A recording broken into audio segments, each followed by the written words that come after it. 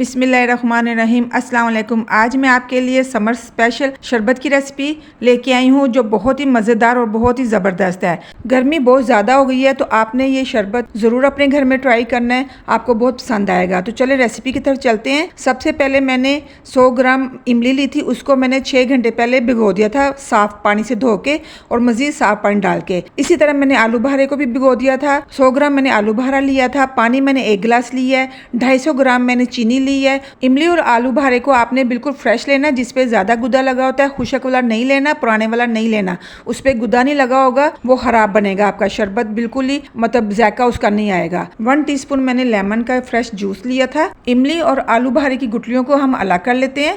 तो ये देखें, हमने इमली और आलू बहारे की गुठलियाँ अलग कर ली हैं। इन गुठलियों को हमने वेस्ट नहीं करना, बाद में बताऊंगी इसका क्या करना है। तो गुदा हमारा अलग हो गया। अब हम एक ब्लेंडर जग लेंगे, उसमें हम दोनों पल्प डाल देंगे और ब्लेंड करेंगे। अच्छे से हमने ब्लेंड करना है। सुबह के टाइम निहार मुंह इसका इस्तेमाल करें, इससे आपको बहुत ज़्यादा फायदे मिलेंगे। बहुत ही मुफीद है, बहुत ही ज़बरदस्त ये शरबत है। पल्प को हम अब स्ट्रेनर में डाल के स्ट्रेन कर लेंगे ताकि इसमें जो थोड़े बहुत लम्स रह गए हैं वो निकल जाएं। इस तरह से हम चम्मच की मदद से इसे हिलाते जाएंगे। 10 से 15 मिनट लग जाएंगे आपको स्ट्रेन करने में। तो इसी तरह आप करते जाएं तो आराम से आपका गुदा अलग होता जाएगा। तो गुदा हमारा अलग हो गया है। तो ये जो हमने गुठलियाँ रखी थी इसमें थोड़ा सा पानी डालेंगे, इसको दोबारा जग में डाल के मिक्स करेंगे। मिक्स करने के बाद दोबारा स्ट्रेनर में डालेंगे ताकि जो गुदा गुठलियों के साथ लगा हुआ था वो भी अलग हो जाएगा। हमने कोई भी चीज़ वेस्ट नहीं करनी।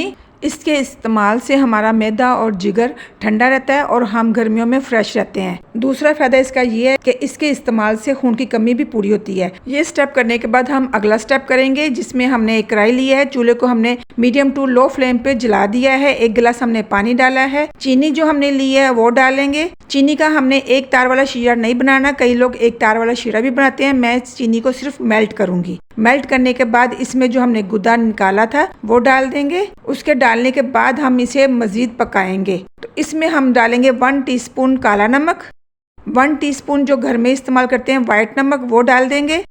जो हमने लेमन जूस लिया था 1 टीस्पून वो भी डाल देंगे। लेमन जूस डालने का मकसद ये है कि इसको हम ज़्यादा देर तक इस्तेमाल कर सकते हैं। आप इसको बना के तकरीबन 2 महीने में इस्तेमाल कर सकते हैं। फ्रिज में रख लें और इस्तेमाल करते हैं, कभी ये ख़राब नहीं होगा। 2 महीनों के अंदर अंदर कभी ये ख़राब नहीं होगा। तो इस तरह हम इसे पकाते जाएंगे। आपको मैं ये बताती चलूँ, जब मैं ये बना रही थी आधा हमने अभी शरबत तैयार किया था तो हमारी गैस चली गई। तो बाकी जो स्टेप है मैंने सिलेंडर वाला चूल्हा जलाया, उस पर मैंने इसका बाकी स्टेप जो है ना पूरा किया। तो शरबत हमारा रेडी हो गया। अब इसे हम ठंडा करेंगे और कोई भी एयर टाइट बोतल ले लें या इस तरह का छोटा जार ले लें, उसमें डाल के आप फ्रिज में रखें और 2 महीने के लिए आराम से इस्तेमाल कर सकते हैं। मैंने इमली और आलू बहारे की मिकदार 100 ग्राम ली थी। अगर आप इसको ज़्यादा करना चाहते हैं तो मिकदार को ज़्यादा कर लें, हर चीज़ को आप डबल कर लें तो आपका ज़्यादा बन जाएगा। मैंने थोड़ा बनाया था इसलिए मैंने छोटे जार में डाला है। तो बर्फ़ ले लेंगे, बर्फ़ हम डालेंगे गिलासों में और थोड़ा सा हम डालेंगे शरबत इस तरह से, और ठंडा पानी हम डालेंगे। ठंडा पानी डाल के इसको हम आहिस्ता आहिस्ता चम्मच की मदद से मिक्स करेंगे। गर्मियों में हमें ज़्यादातर भूख नहीं लगती, पानी पी पी के बुरा हाल हुआ होता है।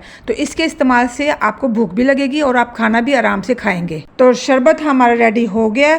बहुत ही मज़े का शरबत बना है। मैंने इसे ट्राई किया है, पिया है मैंने, बहुत ही मज़ेदार है। आप भी मेरी रेसिपी को ज़रूर फॉलो कीजिए। रेसिपी अच्छी लगी है तो लाइक कीजिए, चैनल को सब्सक्राइब कीजिए, बेल आइकन बटन को ज़रूर प्रेस कीजिए। इससे आपकी मोहब्बत हम तक पहुँचती है और हमारा दिल चाहता है कि हम आपके लिए नई नई अच्छी अच्छी यमी यमी सी रेसिपी लेके आएँ। तो अगली वीडियो तक के लिए मैं इजाज़त चाहती हूँ। अल्लाह हाफिज़।